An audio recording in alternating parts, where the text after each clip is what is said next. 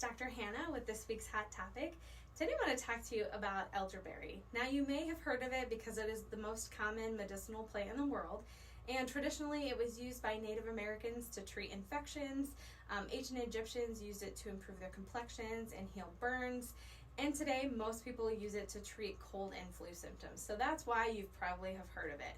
However, the raw berry bark and the leaves, they're actually known to be poisonous and can cause stomach problems. So you have to make sure how you're eating it, how you're using it is proper, otherwise you can run into some issues.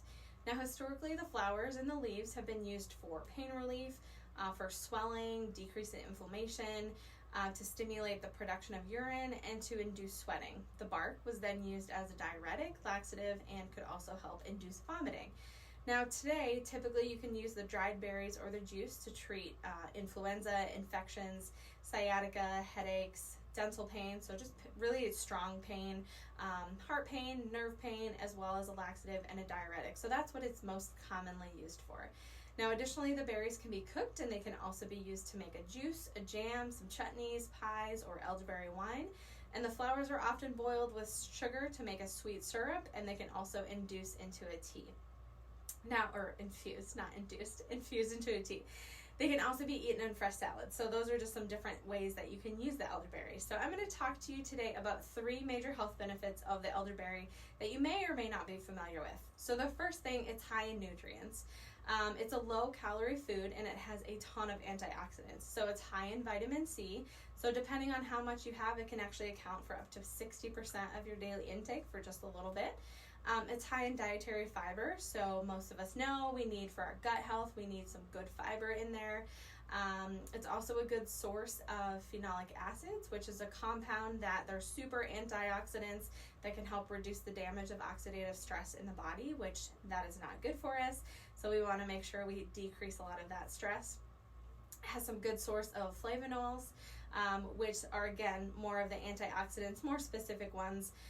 It can contain up to 10 times more flavonols than the actual berries. So if you use the flowers, if you use them properly, that's how you can get more bang for your buck there.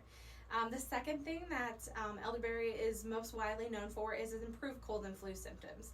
The black elderberry extracts and the flowers infusions have been shown to reduce the severity and the length of influenza. And you can find elderberry in various different kinds of forms. So like there's liquids, there's capsules, there's lozenges, there's gummies, there's syrups. Most commonly, if you take more of a natural thing for colds and flus, you're going to find elderberry in there. And then the last thing, it's good for your heart health. So elderberry has been shown to have a lot of positive effects on some markers of the heart and blood vessel health.